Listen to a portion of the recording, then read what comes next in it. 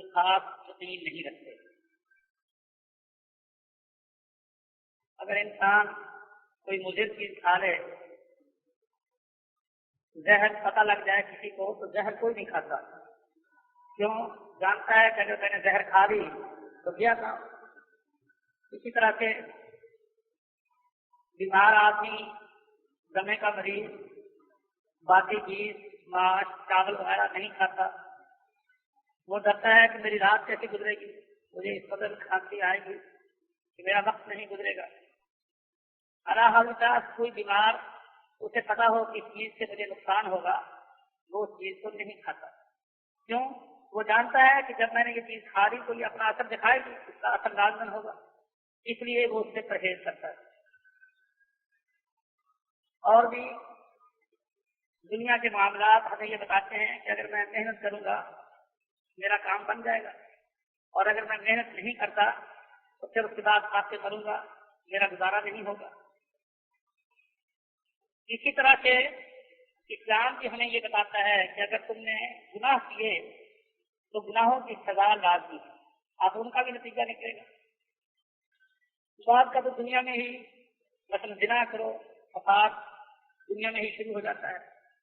اسی طرح سے ڈاکے ڈالو تو دنیا میں ہی فساد ہوتا ہے، اس کے نتائج اور اس کے عواقب جو ہیں بہت برے برے نکلتے ہیں.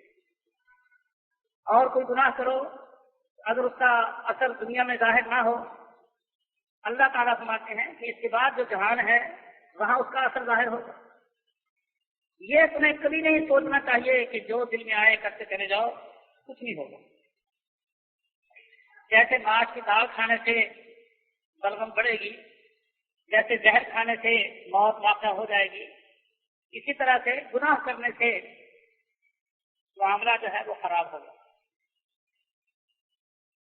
اب یہ دنیا گناہ کر رہی ہے، کوئی حد ہے گناہوں، اس کثرت کے ساتھ گناہ ہو رہے ہیں. کون سا گناہ ہے جس کو لوگ بے خوف ہو کر نہیں کرتے؟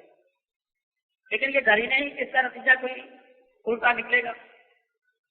تو جب گناہ ہوتے ہیں، جن کو تو اللہ تعالیٰ نے بصیرت دے رکھی ہوتی ہے، جو سمجھ والے ہوتے ہیں، وہ تو بہت ڈرتے ہیں کہ پتہ نہیں کب خدا کا عذاب آ جائے. اور جن کو یہ سمجھ نہیں ہوتی وہ بے فکر رہتے ہیں، انہیں اس کا کوئی خیال نہیں ہوتا.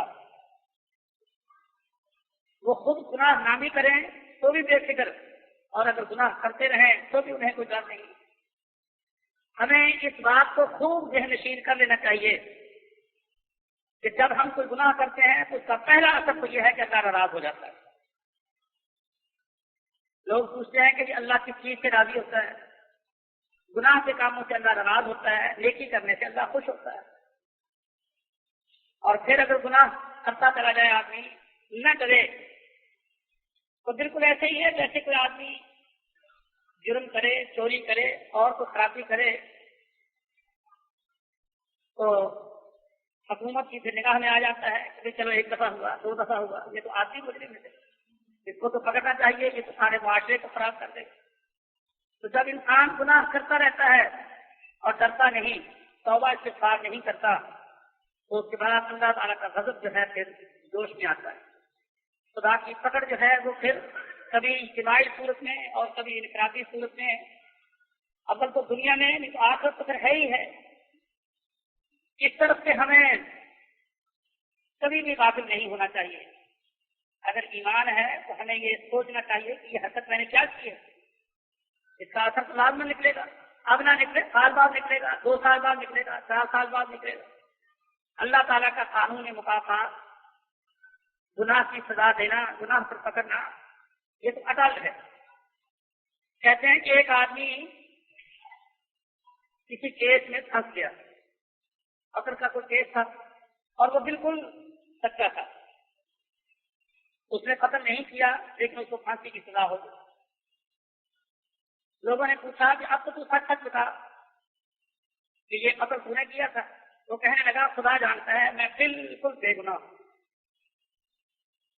اب سننے والا یہ سمجھے گا کہ یہ تو پھر بہت ظلم ہوا، یہ تو بڑی بے انصافی ہے، یہ تو بے گناہ ہے، اللہ نے پھر اس کو پھانسی دلا دی. تو پوچھا کہ آخر کوئی بات تو ہوگی، تیرا قصور کچھ تو ہوگا. وہ کہنے لگا کہ اس مقدمے میں تو میں بالکل بے قصور ہوں، البتہ اس سے پہلے میں نے ایک قتل کیا تھا جس کا کسی کو پتہ ہی نہیں چلا۔ اب وہ تو یہ سمجھے گا میں بے قصور ہوں، لیکن اللہ کو جانتا ہے کہ یہ قاتل ہے، یہ خونی ہے، وہ جب چاہے پکڑ۔ وہ تو دنیا والے جو ہیں ان کو پتہ نہیں لگا، انہوں نے پکڑ لیا، اصل گرفت تو اللہ کی طرف سے آتی ہے۔ ہمیشہ اس بات کو خوب یاد رکھیے،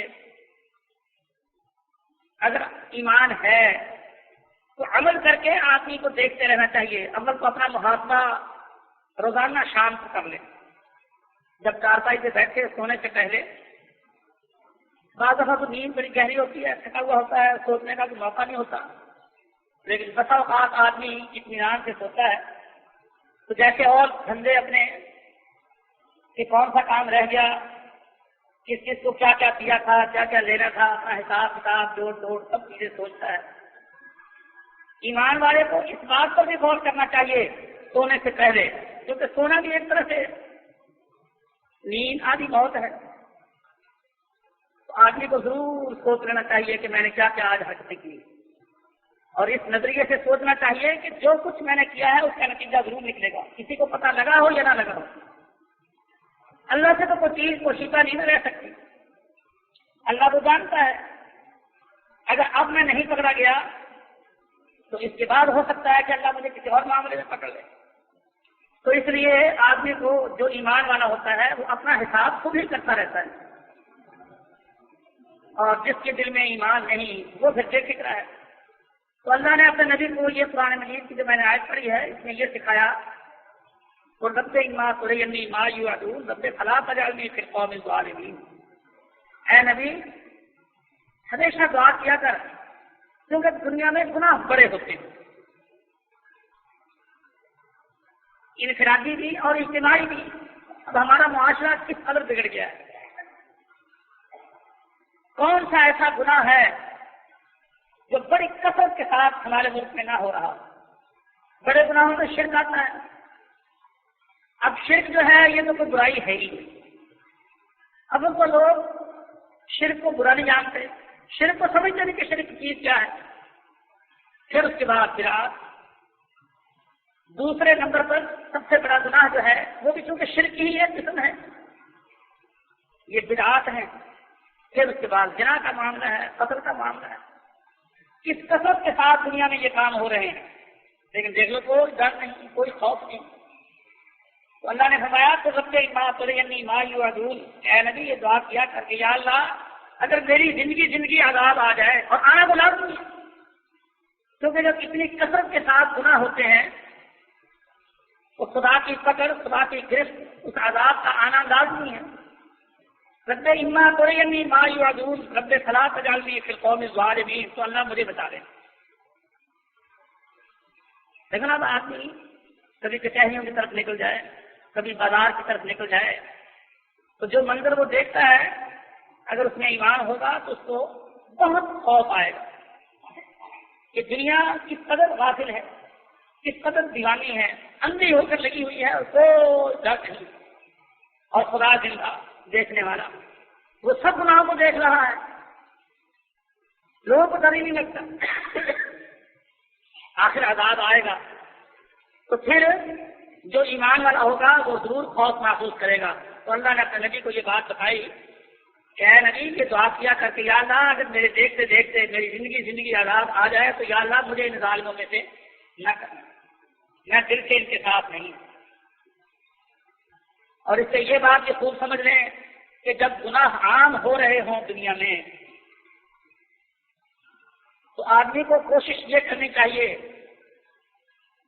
کہ لوگوں سے کٹ آف رہے، لا تعلق رہے، ایسے لوگوں کے ساتھ رشتہ ناتا، ایسے لوگوں کے ساتھ اپنی سوسائٹی ملنا جلنا، اٹھنا بیٹھنا، سیر و تفریح، میل جول، عام تعلقات، بہت کوشش کرے کہ علیحدہ رہے، کیونکہ صرف دعا سے کام نہیں چلتا جب تک آدمی اپنے آپ کو علیحدہ نہ کرے۔ اللہ کے رسول نے ایک فوج بھیجی تو ایک آدمی جو کہ درپردہ مسلمان تھا، مسلمانوں کی فوج کو دیکھ کر بڑا خوش ہوا اور ان سے السلام علیکم کہا اور ان سے ملا. اس کو بڑی خوشی ہوئی کہ مسلمان آئے ہیں. اور کمانڈر جو تھے وہ حضرت اسامہ تھے. وہ یہ سمجھے کہ یہ مسلمان کچھ نہیں ہے، کیونکہ اس کے پاس مال بہت ہے، جانور بہت ہے، یہ اپنے مال کو بچانے کے لیے اس قسم کا اظہار کر رہا ہے، ورنہ یہ مسلمان نہیں. انہوں نے اس کو بھی ساتھ کر دیا، قتل کر دیا. پوری لڑائی جو مال غنیمت ہاتھ آنا تھا وہ لے کر مسلمان واپس آ گئے. اللہ کے رسول کے سامنے اس آدمی کا حال لوگوں نے ذکر کر دیا کہ یا رسول اللہ، ایک ایسا آدمی تھا جس نے السلام علیکم کہا اور محبت کا اظہار کیا اور اچھی طرح سے ملا، اس کو بھی قتل کر دیا. تو اللہ کے رسول نے حضرت اسامہ سے کہا، اے اسامہ یہ کیا؟ وہ کہنے لگے یا رسول اللہ، اس نے ڈر کے مارے کلمہ پڑھا تھا اپنا مال بچانے کے لیے، ورنہ وہ کوئی مسلمان نہیں تھا. آپ نے سنا ہے، تجھے اس کے دل کا پتہ ہے. جب تو نے اس سے مسلمانوں والا سلام سن لیا تو پھر تو نے اس کو کیوں قتل کیا؟ آپ فرمانے لگے، اے اسامہ، اب یاد رکھ، قیامت کے دن اس کا ذمہ دار تو ہوگا، کیونکہ ہیڈ آف دی اسٹیٹ تو رسول اللہ صلی اللہ علیہ وسلم تھے. جیسے مثلا جو بھی بات ہو ملک میں کہیں بھی ہو، سر کو آئے گی وزیر اعظم کے یا صدر کے. ساری ذمہ داری تو اللہ کے رسول پر آنی تھی. تو اللہ کے رسول حضرت اسامہ کے سامنے کہنے لگے، اے اللہ تو گواہ رہ، میں اس شعر سے بالکل بری ہوں. حالانکہ کام مغالطے میں ہوا ہے، انہوں نے قصداً جان بوجھ کر ایک مسلمان کو قتل نہیں کیا. علاقہ بھی کافروں کا ہے اور احتمال بھی زیادہ تر یہی ہے کہ اس نے گھر کے بارے کلمہ پڑھ لیا ہوگا یا السلام علیکم کہہ دیا ہوگا. کہ ایک مسلمان کا ناحق قتل، جبکہ بظاہر یہ بات معلوم ہو گئی کہ وہ السلام علیکم کہہ رہا ہے. اللہ کے رسول کے دل میں کتنا خوف ہے کہ اللہ کے رسول کہتے ہیں یا اللہ تو گواہ ہے، میرا اس سے کوئی قصور نہیں. اور حضرت اسامہ پر اس کا اتنا اثر ہوا، وہ کہتے ہیں کہ میں اس قدر نادم ہوا، مجھے اس قدر تکلیف اور پریشانی ہوئی، میں کہتا تھا کاش کہ میں مسلمان ہی آج ہوتا کہ یہ واقعی میں پھر سے ہوتا. جس طرح سے اللہ کے رسول نے ناراضگی کا اظہار کیا اور بیداری کا اظہار کیا، تو اندازہ کریں کہ حالانکہ کوئی کبھی قصور نہیں، لیکن اس کے باوجود اللہ کے رسول جن کی نگاہ دل کو صحیح دیکھتی تھی، کتنا خوف اور کتنا ڈر محسوس کرتے ہیں کہ ہماری اس غلطی کی وجہ سے اگر خدا کا عذاب آ جائے تو پھر یہ تو ٹھیک نہیں ہے. اور بلکہ حدیث میں آتا ہے، جنگ بدر کا نام تو سب نے سنا ہوگا. جنگ بدر میں اس کو کافر مارے گئے 70-72 کے قریب، اور اتنے ہی کافر تھے بڑے بڑے سرگنے لیڈر، وہ قید ہو گئے. مسلمانوں نے ان کو قید کر لیا. اب ان کے ساتھ کیا سلوک کیا جائے؟ اکثر کی یہ رائے تھی کہ ان کو چھوڑ دیا جائے، ان سے فدیہ لے لیا جائے، قیمت ان سے وصول کر لی جائے ان کی جانوں کی، اور ان کو چھوڑ دیا جائے، ان کو معاف کر دیا جائے. اللہ کے رسول نے ایسا ہی کر دیا. لیکن بعض حضرت صاحب بن معاذ، حضرت عمر یہ کہتے تھے کہ نہیں، ان کو قتل کیا، یہ کفر کے سرغنے ہیں، یہ رنگ لیڈر ہیں، ان کو قتل کرنے سے کفر کا زور ٹوٹے گا، ان کو قتل کیا جائے. لیکن زیادہ تر سوچ بچار کر کے کہ مسلمانوں کو کی مالی حالت بڑی کمزور تھی، ان سے فدیہ لیں گے، مسلمانوں کی مالی حالت بہتر ہو جائے گی، اور پھر شاید ان میں سے کچھ لوگ مسلمان بھی ہو جائیں. بہت دور کی باتیں سوچ سوچ کر ان کو چھوڑ دیا گیا، ان سے فدیہ لے لیا گیا. اب اندازہ کریں یہ قرآن مجید میں ہے، لولا کتاب من اللہ سبق لمسکم فیما اخذتم فیہ عذاب عظیم. یہ جو تم نے ان کو چھوڑ دیا، اگر اللہ کا پہلے سے یہ فیصلہ نہ ہوتا کہ اللہ نے اپنے نبی کو بھی معاف کر دیا اور باقی کو بھی معاف کر دیا، تم پر خدا کا عذاب آتا۔ حالانکہ کیا ایسا تو خیر بھی نہیں ہے، لیکن اس کے باوجود قرآن کے الفاظ دیکھیے گا، اور اللہ کے رسول نے بلکہ جہاں تک فرمایا کہ اگر خدا کا عذاب آ جاتا سوائے عمر کے اور سعد بن معاذ کے اور فلاں فلاں کے کوئی نہ بچتا، سب عذاب میں ٹک جاتا۔ یہ قانون اللہ تعالیٰ کی یہ پالیسی، اللہ تعالیٰ کا یہ طریقہ، اس کو دیکھیے اور آج کل اپنے حالات دیکھیے۔ ہم لوگ گناہ کرتے ہیں بالکل نہیں ڈرتے، شرک کریں، بدعت کریں، ظلم کریں، اور ظلم جو ہے شرک بہت بڑا گناہ ہے، بدعت بہت بڑا گناہ ہے، لیکن ان کی سزا ہو سکتی ہے اللہ تعالیٰ کچھ دیر سے دے گی۔ لیکن ظلم، کسی یتیم پر ظلم کرنا، کسی بیوہ پر ظلم کرنا، کسی کمزور پر ظلم کرنا، کسی کا مال قتل کر لینا، کسی کی زمین توڑا لینا، کسی کی عزت خراب کرنا، اپنی طاقت کو استعمال کرتے ہوئے دوسرے کی کمزوری سے ناجائز فائدہ اٹھاتے ہوئے، یہ گناہ ایسے گناہ ہے کہ خدا کا عرش کانپ جاتا ہے۔ اس لیے امام تیمیہ نے لکھا ہے نا، وہ کہتے ہیں کہ اگر ملک میں اسلام ہو لیکن ظلم ہو رہا تو ملک نہیں بچ سکتا، اور اگر ملک میں کفر ہو لیکن انصاف ہوتا ہو تو ملک بچتا ہے۔ کیونکہ ظلم ایک ایسا کام ہے کہ خدا کو فوری کارروائی کرنی پڑتی ہے۔ ظلم ایک ایسی برائی ہے کہ اس سے خدا کو فوری کارروائی کرنی پڑتی ہے۔ ظلم سے لوگوں کے ذہنوں میں یہ بات آتی ہے، مثلا ایک بیچارہ بے گناہ، بے قصور، کمزور تھا، غریب تھا، اس پر ظلم ہو اور سارے حیران ہو، ہائے ہائے ہائے اتنا بڑا ظلم، اور کچھ نہ ہو، کاروائی کوئی نہ کی جائے، انصاف نہ ہو، تو لوگ کہتے ہیں اللہ نہیں ہے، اگر وہ ہوتا تو کچھ تو کرتا۔ جب اس نے کچھ بھی نہیں کیا اور اتنا بڑا کام ہو گیا تو اس کا مطلب ہے کہ خدا کا ایک نام ایمان ہے، کچھ نہیں ہے، خدا ہے ہی۔ اس لیے اللہ تعالیٰ کو ظلم کے بارے میں تھوڑی کارروائی کرنی پڑتی ہے۔ لیکن ہمارا معاشرہ اس قسم کا ہے کہ ہمیں ڈر ہی نہیں لگتا، اور یہ میرے بھائیوں اسے خوب یاد رکھو، اچھی طرح سے ذہن نشین کر لو، توجہ سے سن لو۔ اگر گناہ کرنے کے بعد، خاص طور پر ظلم کرنے کے بعد آپ کو ڈر نہیں لگتا تو آپ سمجھ لیں کہ آپ پکے پیٹنٹ دوستی۔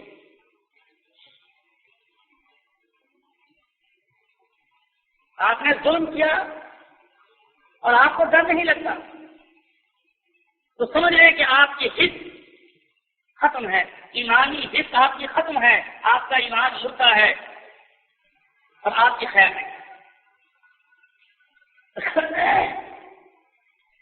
اگر دل میں ڈر آ جائے گناہ کرنے کے بعد تو پھر انسان اپنی حیثیت کو بالکل بھول جاتا ہے کہ میں اتنا بڑا افسر، میں اتنا بڑا چودھری، میں اتنا بڑا آدمی، یہ باتیں سب بھول جاتی ہیں اگر خدا کا خوف دل میں۔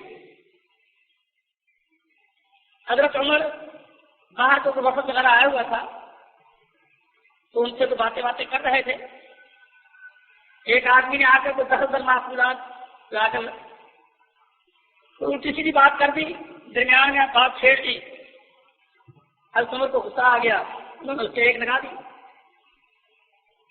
تھوڑا چھوڑا تو ان کے پاس وہ درا تو ان کے پاس رہتا ہی تھا، ایک سکھایا، وہ بیچارہ اپنا سر منہ لے کر چلتا بنا، اب اس میں یہ طاقت تو تھی نہیں کہ حضرت عمر سے مقابلہ کرتا، شرمندہ تو ہو کر چل پڑا۔ ابھی تھوڑی دور ہی گیا تھا کہ حضرت عمر نے سوچا کہ کیا بات تھی جس پر تو نے اس کو یہ سزا دے دی، کل جب تو خدا کے پاس جائے گا تو پھر تیرا کیا حال ہوگا، تیرے پاس کیا جواب ہوگا۔ یہ سمجھ لو کہ وہ اتنی عام سمجھ کا آدمی نہیں تھا کہ وہ سمجھتا کہ میں اب نہ بات کروں پھر کر لوں گا۔ بعض بیچارے مخلص نیک لوگ ہوتے ہیں لیکن اتنی سمجھ نہیں ہوتی کہ میں اس قسم کا مسئلہ نہ پوچھوں یا اب یہ بات نہ کروں پھر کسی کا پتہ کر لوں. بعض لوگ کسی سے ملنے جاتے ہیں، حالانکہ مسئلہ تو یہ ہے کسی کے گھر ملنے جاؤ 3 آوازیں دو، اگر اندر سے کوئی جواب نہ آئے تو بہانت ہے چلے. بالکل ناراض نہ ہو کہ دیکھو جی عجیب بات اندر سے نہیں نکلا. بعض آدمی بے خوشی کی وجہ سے دروازہ کھڑکائے جا رہے ہیں کہ نکل بار کیوں نہیں نکلتا، بار بار بار بار. یہ اللہ کو بات پسند نہیں. یا کسی کو اچھا معزز آدمی ہے، عالم ہے اور اچھی عزت والا کوئی آدمی ہے، اس کو بےحودہ ڈھونڈے طریقے سے اس کو آواز دے کر نام دے کر بلانا. جیسے کہ کچھ لوگ آئے اور باہر سے ہی اللہ کے رسول کو آوازیں دینے لگے یا محمد اخرج الینا، محمد باہر آ. اب اللہ کے رسول اور نام یہ لے کر کہ یا محمد اے محمد باہر آ. اب دیکھو یہ نہیں، ہمارے بریلوی بھائی کہتے ہیں نا یا محمد. اس موقع پر سورہ حجرات میں یہ واقعہ ہے. اس موقع پر احمد رضا خان جو بریلویوں کے امام ہیں، بڑے بڑے بریلوی عالم بھی کہتے ہیں کہ یا محمد کہنا ٹھیک نہیں. یا محمد کو میں اے محمد، او محمد پنجابی، او محمد اردو میں ارے محمد اے محمد. یعنی یہ بے ادبی ہے، یہ گستاخی ہے اللہ کے رسول کو یا محمد کہہ کر پکارنا. اور اللہ نے قرآن میں بھی یہ بات کہی ہے کہ ان کو چاہیے تھا کہ اطلاع کروا دیتے اور انتظار کرتے جب اللہ کے رسول باہر تشریف لا کے تو آپ سے بات کر لیں. اب آوازیں دینا، دروازہ توڑنا اور چلنا ہی نہیں، مل کر ہی جانا تھا، کچھ ہو جائے. یہ سب بد اخلاقی کی باتیں ہیں، بے ادبی کی باتیں ہیں، ناراضگی کی باتیں ہیں. لیکن بات بے سمجھ ہوتے ہیں. اب اس آدمی نے یہی کام کیا نا کہ حضرت عمر سے کوئی بات پوچھ لی، حالانکہ موقع نہیں تھا. حضرت عمر کو غصہ آ گیا، انہوں نے ایک لگا دی. وہ چلا گیا. جو ہی وہ گیا حضرت عمر کا دماغ ٹھکانے آیا. انہوں نے کہا یا عمر تو نے اس کو اس کی بے سمجھی پر تو نے اس کو یہ سزا دی، کل کو جب تو خدا کے دربار میں جائے گا تو کیا جواب دے گا؟ سب بھول گئی اپنی امیری کہ میں امیر المومنین ہوں، میں خلیفہ ہوں. اور اس کے پیچھے گئے وہ جا پکڑا، کہنے لگے کہ جیسے کوڑا میں نے تیرے مارا تھا یہ کوڑا میرے مار دے. اب یہ اندازہ کریں نا یہ اس سے کیا سبق ملتا ہے کہ ان کا ایمان زندہ تھا. وہ سچ مچ یہ سمجھتے تھے کہ اللہ کے دربار میں پیش ہونا ہے اور وہاں کوئی چیز چھٹی نہیں رہے. اللہ کے رسول صفحے وغیرہ درست کرتے تھے تو آپ نے چھڑی ایک آدمی کے لگائی، اس کے پیٹ پر چھڑی یوں چوک کی لگی. آپ نے کسی موقع پر کہا کہ بھائی جس کسی کو مجھ سے کوئی تکلیف پہنچی ہو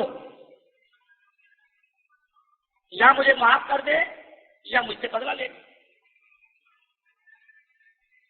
وہ کھڑا ہو گیا کہ آپ نے سطریں درست کرتے کرتے یوں لکڑی لگائی اور میرے یہاں پیٹ پر لگی تو میں اس کا بدلا لوں.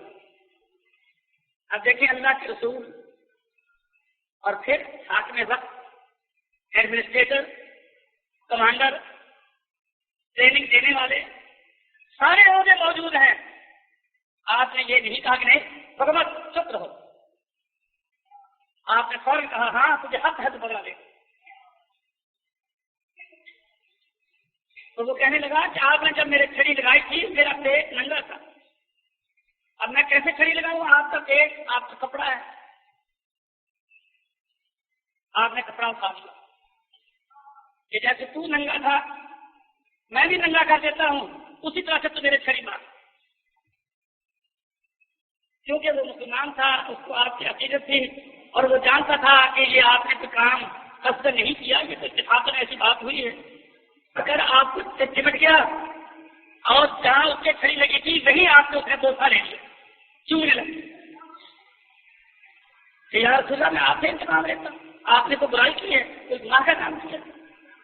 لیکن آپ کو دیکھیں کہ اتنے بڑے پیغمبر ہوتے ہوئے، اتنے خدا کے لاڈلے اور پیارے ہوتے ہوئے ڈر کتنا ہے دل میں.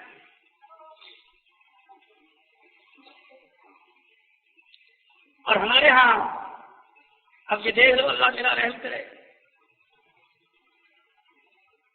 عورتیں آتی ہیں کہ مولوی صاحب میرے خامن کو سمجھائیں، بڑا مارتا، بڑا ظالم ہے۔ کسی طرح سے اور لوگ آتے ہیں اور آ کر وہ آپ کا حدیث ہے، مجھے تو کھا گیا۔ تو آپ سوچیں ہو اہل حدیث اور غاصب ہو، ڈاکو ہو، لٹیرا ہو، جب اسے خدا ہی یاد نہیں تو اہل حدیث کیا ہے؟ کچھ بھی بیکار تھا۔ میرے بھائیوں، خدا کا ڈر، خدا کا خوف، یہ سمجھ رہا ہے کہ خدا مجھے دیکھ رہا ہے اور مجھ سے ہر چیز کا حساب لے گا، یہ اصل ایمان ہے۔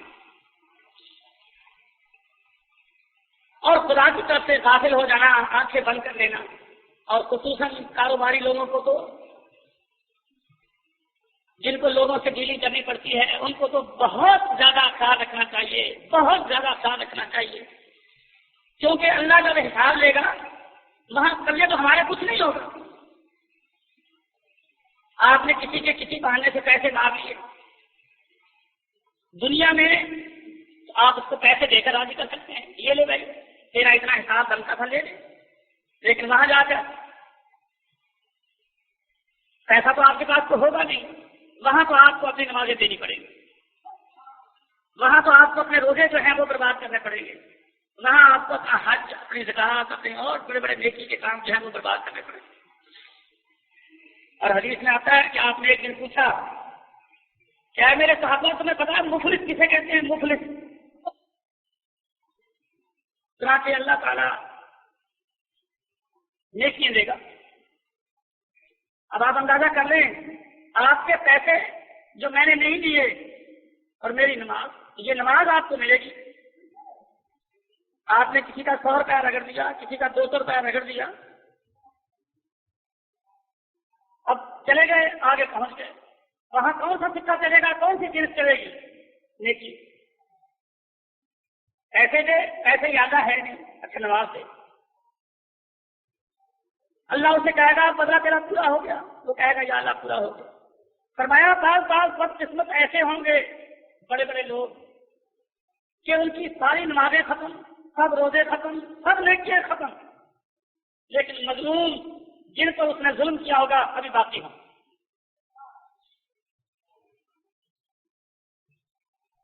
کہے گا یا اللہ ہمارا حق دلا۔ اب دوسری صورت کیا ہوگی؟ پھر اللہ تعالیٰ ان مظلوموں کے گناہ اٹھا کر اس کے ذمہ ڈال دے گا، کیونکہ نیکیاں تو ان کی ختم ہو چکی ہیں، ان کے گناہ جو ہیں اللہ تعالیٰ ان کے ذمہ ڈال دے گا۔ اس طرح سے مرادی ہوں، یہ بدلے کی صورت ہے۔ دوستی جنتی بن جائیں گے، جنتی دوستی بن جائیں گے۔ فرمایا نمازی، حاجی، روزے دار سب نیکیاں کمانا بالکل خالی اور محروم ہو جائے گا، اس کو دوزخ میں ڈال دیا جائے گا، اور مظلوم جو ہیں اس کی نیکیاں لے جائیں گے۔ اچھا آپ ویسے سوچیں کہ یہ نظام جو قرآن کے اندر موجود ہے، جو احادیث میں موجود ہے، اگر اس پر ہمارا مسلمانوں کا ایمان ہو تو کہیے دنیا میں کوئی فساد، دنیا میں کوئی گڑبڑ کبھی رہ سکتی ہے؟ لیکن بات کیا ایمان ہے ہی نہیں۔ نہ ہمیں اللہ یاد، نہ ہمیں آخرت کی فکر، نہ ہمیں جزا اور سزا کا خیال، نہ ہمیں حساب کا ڈر، بے فکر ہو کر وقت گزار چلے جاتے۔ اب آپ اندازہ کر لیں اللہ کے رسول کیا درجہ تھا آپ کا، آپ کی کیا شان تھی، لیکن خامد بیوی کا تعلق، بیویاں آپ سے لڑ پڑتی، جیسے خامد بیوی کی آپس میں ہو ہی جاتی ہے، اور زبان درازی کر بیٹھتی ہے۔ اللہ کے رسول نے کبھی یہ دھوس نہیں دکھائی کہ ہے میں رسول، میں نبی، تو بولے۔ آخر اللہ کے رسول برداشت کرتے تھے۔ حضرت حفصہ، حضرت عمر کی بیٹی، آپ جانتے ہی ہیں کہ حضرت عمر کا مزاج بڑا گرم تھا، اور بیٹی پر بھی اس کا کچھ نہ کچھ اثر ہونا ہی تھا۔ حضرت حفصہ کو کچھ اس میں بولنے کی عادت تھی۔ اللہ کے رسول نے تنگ آ کر ارادہ کیا کہ میں طلاق دے دوں. انسانی کمزوری اس عورت کی اور مجبوری آپ کی. آپ نے ارادہ کر لیا کہ میں طلاق دے دوں، اور بات کہتے ہیں کہ طلاق دے دیجیے، ایک رضی طلاق. فوراً جبرائیل علیہ السلام آ گئے کہ یہ نمازیں پڑھنے والی، روزے رکھنے والی، یہ جنت میں میری بیوی ہوگی، اس کو چھوڑنا نہیں. اگر یہ بول بیٹھی ہے یا کوئی بات اس کے منہ سے نکل جاتی ہے، غصے میں آ کر ایسی بات ہو جاتی ہے، تو تجھے صبر کرنا چاہیے، برداشت کرنا چاہیے. یہ دیکھ کیسی نمازیں پڑھنے والی، کیسی روزے رکھنے والی، کیسی عبادت گزار، معمولی سی بات کر تو اس کو طلاق دے دے. ایک آدمی اپنی بیوی کے بارے میں بڑا تنگ کہ میری بیوی بڑی بد زبان ہے. حضرت عمر کے پاس شکایت لے کر آیا کہ میں حضرت عمر سے کہوں کچھ اس کا علاج کرواؤں. جب آیا تو دیکھا کہ حضرت عمر کی بیوی حضرت عمر پر لگی ہوئی ہے، سرلے سنا رہی ہے. سن کر چپ کے ایسے چلا گیا کہ میں اس حکیم سے کیا علاج کراؤں جو خود بیمار ہے. جب اس کی بیوی گت بنا رہی ہے تو میرا کیا علاج کریں گے، یہ تو عورتوں کا معاملہ ہے ہی. تو آپ اندازہ کریں یہ لوگ کیوں برداشت کرتے تھے؟ اس لیے کہ اللہ کا ڈر، اللہ کا خوف.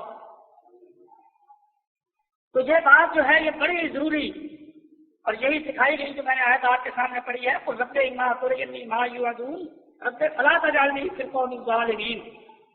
کہ اے اللہ، اے نبی دعا کیا کر کہ یا اللہ لوگ گناہ تو بہت کرتے ہیں اور تیرا قانون اٹل ہے کہ گناہوں پر سزا ضرور ملتی ہے، اس کا عذاب دنیا میں بھی ہو سکتا ہے. یا اللہ اگر میری زندگی میرے دیکھتے دیکھتے میری زندگی میں عذاب آئے تو یا اللہ مجھے ظالموں میں شمار نہ کرنا، میں ان کے ساتھ نہیں. تو دو باتیں نکلی، ایک تو انسان ظلم سے ڈرے، دوسرے گندے لوگوں کے ساتھ تعلق نہ رکھے، جتنا دور ہو سکتا ہو ان سے دور رہے. اور یہ بات جیسے میں نے بتایا، دیکھیے نیک اور بد کا اندازہ آدمی کو خود ہی ہو جاتا ہے کہ میں کیسا آدمی ہوں. جیسے میں نے پہلے بتایا کہ اگر گناہ کر کے آپ کو ڈر لگنے لگ گیا سمجھو کہ آپ میں ایمان ہے اور انشاءاللہ العزیز امید ہے کہ آپ کی نجات ہو جائے گی. اور دوسری بات یہ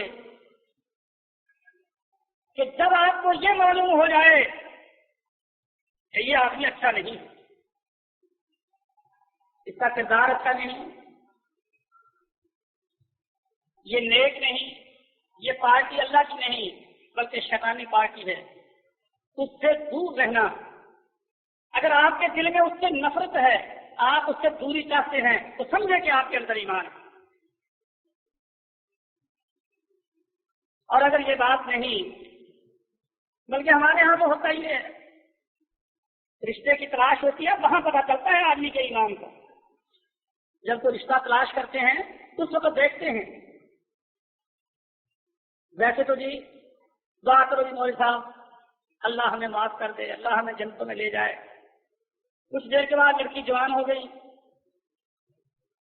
لڑکی کے رشتے کا معاملہ آ گیا، تو کسی نے کہا کہ جی ہاں وہ رشتہ تو ہے، لڑکا ڈاکٹر ہے، انجینئر ہے، 4-5 ہزار روپے تنخواہ لیتا ہے، لیکن نہ نماز پڑھتا ہے، گاڑی واڑی بھی مٹاتا ہے، نماز بھی نہیں پڑھتا. چلو جی مولوی جی رشتہ کروا دو، کوئی بات نہیں، وہ تو ٹھیک ہو ہی جائے گا. اب اس کے دل میں وہ جو تھی نا نماز کی قدر، گاڑی کی قدر، دینداری کی قدر کچھ بھی، بس صرف یہ ہے کہ وہ یہ رشتہ بہت اچھا ہے. کہ بھی کیا اچھائی ہے کہ دیکھو جی برسر روزگار ہے، اتنا کما لیتا ہے، نماز نہیں پڑھتا جی، نماز تو پہلے لگ جائے گا. جوانی میں لڑکے کا سستی کیا ہی کرتے ہیں، بڑا ہو کر لگ جائے گا. یہ نہیں دیکھنا کہ جب میں لڑکی دے رہا ہوں یہ بے نماز ہے یہ نمازی ہے، میں کافر کو دے رہا ہوں یا مسلمان کو دے رہا ہوں. بس کھل گیا اس کا ایمان، پتہ لگ گیا کہ یہ اس کا ایمان کیسا ہے، یہ مکار ہے، یہ منافق ہے، اس کے دل میں کیا وہ ہے. تو انسان کا پتہ چلتا ہے انسان کے اعمال سے. ایک آدمی گواہ پیش ہوا تو حضرت عمر نے کہا کہ اس کی صفائی کون دے گا کہ یہ گواہ گواہی کے قابل ہے. ایک آدمی صفائی دینے کے لیے تیار ہو گیا کہ جی میں صفائی دیتا ہوں. حضرت عمر نے کہا تو اسے جانتا ہے کہ جی ہاں میں اسے جانتا ہوں. اب جاننے کی بات کیا ہے کہ جی ہاں یہ حدیث ہے میں نے صرف فائدہ کر کے دیکھا تھا. اب تمہیں پوچھنے لگے تو بتا تو نے کبھی اس کے ساتھ سفر کیا ہے, تو نے کبھی اس کے ساتھ لین دین کیا ہے کہ جی نہیں سفر نہیں کبھی کیا, لین دین نہیں کبھی کیا, ایسا کوئی معاملہ نہیں کیا. پھر تجھے کیا بتا کہ دیکھ ہے جگہ. اور یہی وجہ ہے کہ اکثر لوگ ہم دیکھتے ہیں عالم بھی کرتا ہے, رفع دین بھی کرتا ہے, تالیاں بھی خوب چوری کرتا ہے, اور جب اس کے گھر کے حالات کا پتہ لو اللہ میرا رحم کرے ڈاک خائن ظالم غاصب بے ایمان.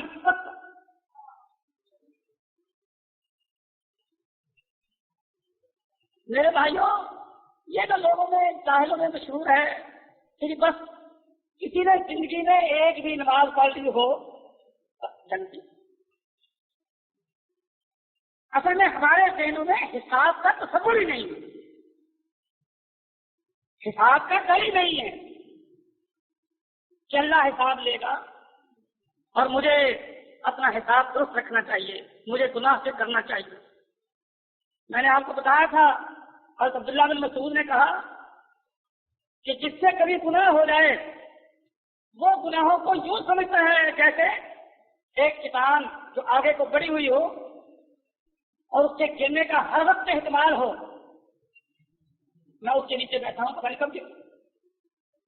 جب آپ گناہ کر چکے آپ کو چین نہ آئے کہ پتہ نہیں کب اس سے خدا پکڑ لے. اب آپ اندازہ کریں اللہ کے رسول کیا گناہ کرتے تھے, لیکن اس کے باوجود اللہ کے رسول فرماتے ہیں میں 100 مرتبہ استغفر اللہ پڑھتا ہوں روز. استغفر اللہ, اللہ نے تیری بخشش, اللہ تیری معافی, اللہ معاف کر دے, اللہ معاف کر دے, اللہ معاف کر دے. ڈر خدا کے حساب کا, خدا کی قدر کا. اللہ کسی سے نہیں ڈرتا. ایک آدمی کسی صحابی سے کہنے لگا کہ مجھے کوئی حدیث سنا تاکہ میرا ایمان درست ہو جائے. اس نے کہا سن, پھر توجہ سے سن کہ اللہ کی شان یہ ہے کہ اگر خدا تمام آسمان والوں کو, آسمان والے کون ہیں؟ فرشتے. اگر خدا تمام آسمان والوں کو, تمام زمین والوں کو, نبی ولی سب کو اٹھا کر دوزخ میں ڈال دے تو اللہ پھر بھی ظالم ہے.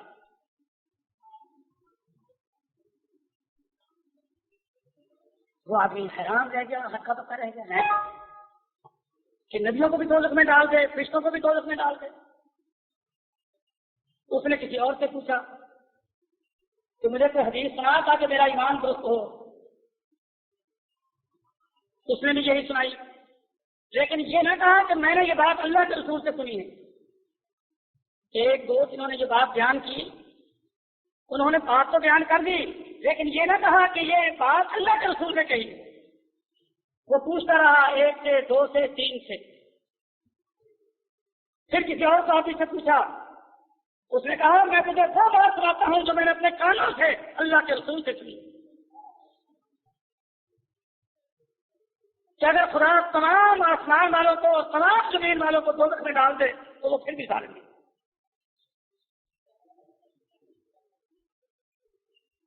اب آپ بتائیے بریلیوں کا ایمان بھی کبھی درست ہو سکتا ہے؟ جو کہے گی ولی جو چاہے کر دے.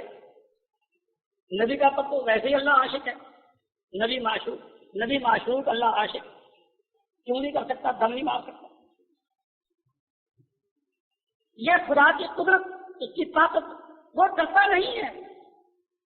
اللہ نے قرآن مجید میں کہا یا نساء نبی, اے نبی کی بیویوں سن لو, تم محمد صلی اللہ علیہ وسلم کی بیوی ہو, من یات منکن بفاحشۃ مبینۃ یضاعف لها العذاب ضعفین، تم میں سے جس کسی نے کوئی گناہ کا کام کیا دگنا عذاب دوں گا۔ کہیں تمہارے دل میں یہ خیال ہو کہ یہ صدر کی بیوی ہے جو چاہے کر، یہ پرائم منسٹر کی بیوی ہے جو چاہے کر لے، اس کو پوچھنے والا کون؟ یہ میری حکومت، یہ اللہ کی حکومت۔ اللہ کسی سے ڈرتا ہے؟ کسی نبی سے، کسی ولی سے، کسی فرشتے سے؟ قرآن نے صاف کہہ دیا نہیں آتے میرے کو بفاحشۃ مبینۃ، تم میں سے جو کوئی واضح کھلا گناہ جو کہ عین ثابت ہو کرے گی، یضاعف لها العذاب ضعفین، اس کو اوروں کے مقابلے میں دگنا عذاب ہو۔ وکان ذلک علی اللہ یسیرا، یہ بات اللہ کو کوئی مشکل نہیں۔ اور ہمارے یہاں دیکھ لو، کسی افسر کی بیوی ہو، دفتر میں چلی جائے، کبھی کو کہے گا کہ یہ رول کے خلاف ہے، جو یہ کہتی وہی کرو، وہی رول ہے۔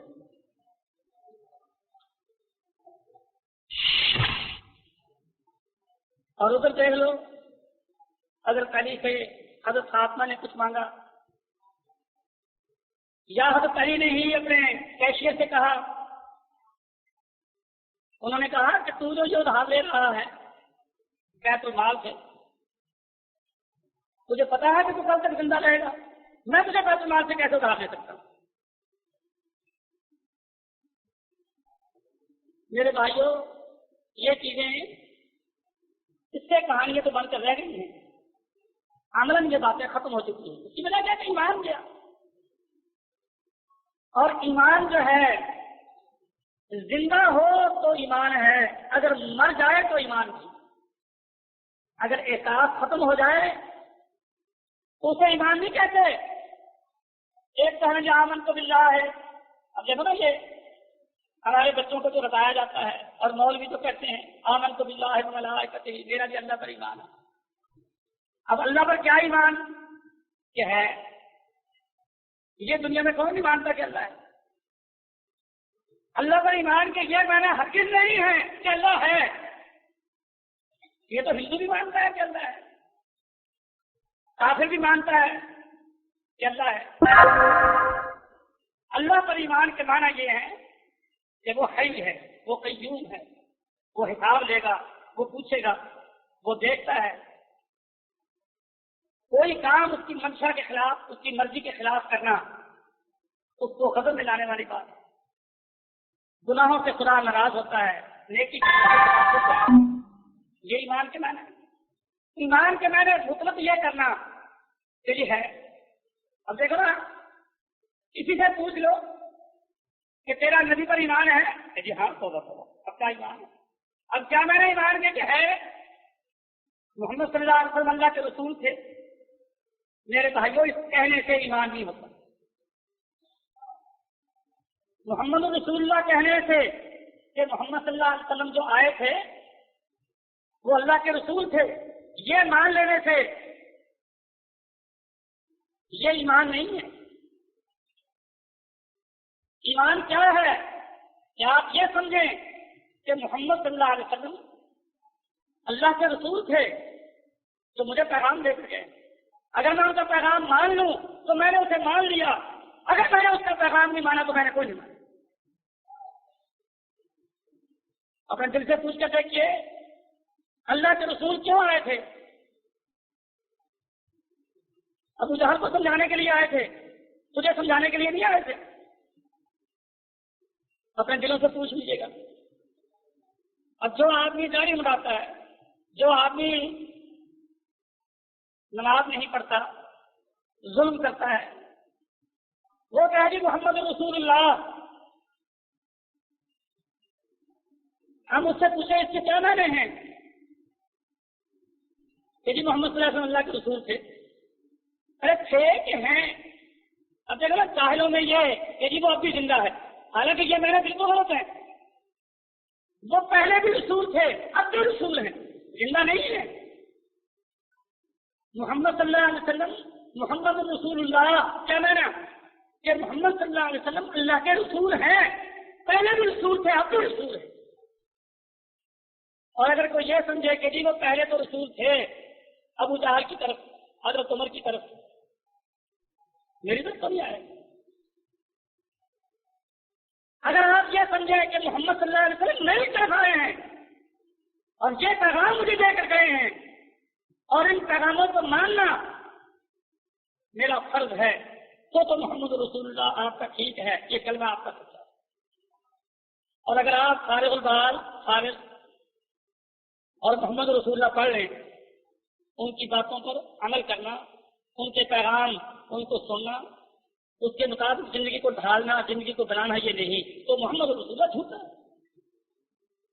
اسی طرح آمن کو باللہ, اگر اللہ کا خوف دل میں نہیں, اللہ کا حساب جو ہے اس کا ڈر دل میں نہیں, تو آمن کو باللہ بالکل جھوٹا ہے, اس کا فائدہ کچھ نہیں. دیکھیے میں بڑے آسان پیرائے میں سمجھا رہا ہوں, اگر اب بھی کسی کی سمجھ میں نہ آئے تو میں نہیں سمجھتا کہ آپ کا یہ عذر ہو کہ یا اللہ میں تو ان پڑھ, میں تو مولوی تھا, میں تو ان پڑھ.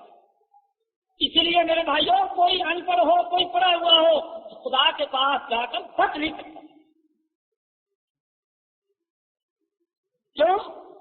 آمن تو باللہ, اللہ میں تجھے مانتا ہوں. کیا مانتا ہوں؟ کہ تیرا حکم عدل, تیرا حکم فائنل, تیرے حکم سے بڑھ کر کسی کا حکم نہیں. اور اگر یہ بات نہیں تو آمن تو باللہ بالکل جھوٹا.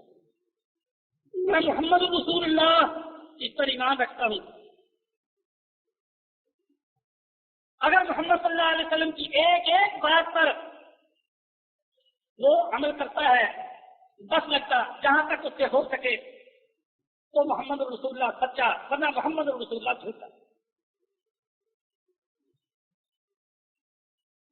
تو آپ اس بات کو دیکھیں جو میں نے دعا آپ کو سکھائی تھی, اور یہ قرآن مجید کی دعا ہے جو اللہ نے اپنے نبی کو سکھائی. حدیث میں آتا ہے کہ ایک دفعہ صبح کی نماز کے لیے آپ اٹھے ہوئے تو پہلے سے تھے, تہجد پڑھتے رہے, پھر آپ کو کچھ اونگ سی آ گئی. اس اونگ میں اللہ کے رسول نے اللہ کو دیکھا. خدا نے کہا اے محمد صلی اللہ علیہ وسلم, فرشتے کس بارے میں جھگڑ رہے ہیں؟ یہ جو بحث ہو رہی ہے فرشتوں میں, مجھے پتا ہے کہ فرشتے کیوں جھگڑتے ہیں. اللہ کے رسول نے کہا یا اللہ مجھے تو کوئی پتا نہیں, اور آپ کو پتا نہیں کیا ہے جب تک وہی نہ آئے. ہمارے ہاں تو یہ ہے نا کہ ہمارے بریلوی بھائیوں نے یہ عقیدہ مشہور کر رکھا ہے جی آپ تو ماں کانا ماں یقون سب چیزوں کا علم تھا, آپ سے تو کوئی چیز نفی نہیں تھی. اللہ نے پوچھا فیم تختصم الملأ الاعلی, آپ نے فرمایا کہ میں ہی جانتا, مجھے نہیں پتا. پھر اس کے بعد جب اللہ نے پردہ ہٹا دیا, آپ نے وہ منظر خود دیکھا کہ فرشتے بیٹھے ہوئے ہیں اور بحث ہو رہی ہے, گفتگو ہو رہی ہے, اور اس مسئلے پر گفتگو ہو رہی ہے. جب اللہ نے وہ سارا منظر سامنے کر دیا, پھر پوچھا کیا محمد فرشتے کیوں جھگڑ رہے ہیں, کیا بات ہے, کیا بحث ہو رہی ہے؟ اللہ کے رسول نے فرمایا کہ یا اللہ وہ کفارات کے بارے میں جھگڑ رہے ہیں کہ کون سا عمل کر لے آدمی تو گناہ معاف ہو جاتا. گناہ عمل کا اللہ اتنا ثواب دے گا. ایک فرشتہ کہتا ہے, دوسرا کہتا ہے نہیں اس سے بھی زیادہ دے گا. یا اللہ یہ بحثیں ہو رہی ہیں. پھر اس کے بعد اللہ تعالیٰ نے فرمایا کہ میں تجھے ایک دعا سکھاتا ہوں, اس دعا کو خود بھی یاد کرنا اور اپنی امت کو بھی سکھانا, وہ بھی یاد کرنا. اور وہ جو دعا سکھائی اس نے یہ مشکات میں موجود ہے, اللہم انی اسألک فعل الخیرات وترک المنکرات وحب المساکین.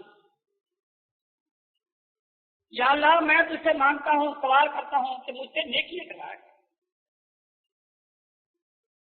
مجھ سے اچھے اچھے کام ہوں, میں نیکیاں کیا کروں. وترک المنکرات, اللہ مجھے برائیوں سے بچا کہ برائیاں میں چھوڑ دوں. جس چیز پر تیرا انکار ہو جائے, جس کو تو نہ پسند کرے, میں وہ کام نہ کروں. بحب المساکین، اور غریبوں کی محبت میرے دل میں ڈال۔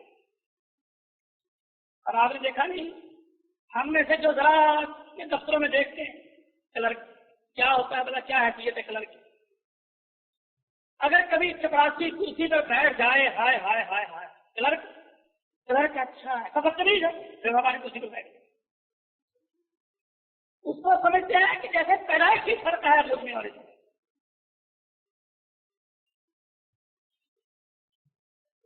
اور میرے بھائیوں، یہ ایمان کی نشانی ہے، غریب آدمی نیکی کرتا ہو تو آپ کے دل میں ہر طبقے کی محبت، بھول جائیں آپ اپنے باپ کو، اپنی ماں کو، اپنے بھائی کو، اپنی برادری کو، اپنے اسٹیٹس کے لوگوں کو بھول جائیں، آپ اس آدمی کی عزت آپ کے دل میں اتنی ہو۔ اور میں کیا عرض کروں آپ سے کہ بعض غریب بیچارے ان پڑھ جائے، خدا کی قسم مولویوں سے زیادہ نیک ہو، اور اگر آپ کے دل میں ان کی محبت نہیں تو سمجھ لیں کہ آپ نے وہ ایمان والی بات نہیں۔ دیکھو نا، جب اللہ اپنے نبی کو یہ دعا سکھا رہا ہے، بحب المساکین، یا اللہ مسکینوں کی، اور مسکین کسے کہتے ہیں؟ جو بجا بجا سا رہے، اس میں وہ شوقین چلنا پڑنا ہو، تنگ دست رہتا ہے، غریب ہے بیچارہ، اس کی محبت اگر تیرے دل میں ہے، اس وجہ سے کہ دیکھ یہ مجھ سے زیادہ نماز پڑھتا، مجھ سے اچھی نماز پڑھتا، میں تو کئی دن مسجد میں نہیں آتا، یہ دیکھ لو کتنی دور سے پابندی کے ساتھ آ کے نماز پڑھتا، یہ نہ دیکھا کہ یہ غریب ہے، آپ کے ذہن میں اس کی غربت نہ آئے، آپ کے ذہن میں اس کے پھٹے پرانے کپڑے نہ آئے، بلکہ اس کی یہ خوبی آپ کے دل میں آئے کہ دیکھو کیسا پکا نماز، آپ اس کی قدر کریں، آپ اس کی عزت کریں، آپ اس کا لحاظ کریں اور اس کی عبادت کریں۔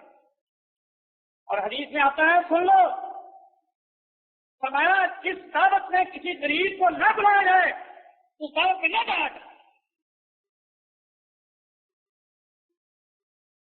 غریبوں کو اپنے دعوتوں میں بلایا گیا، اب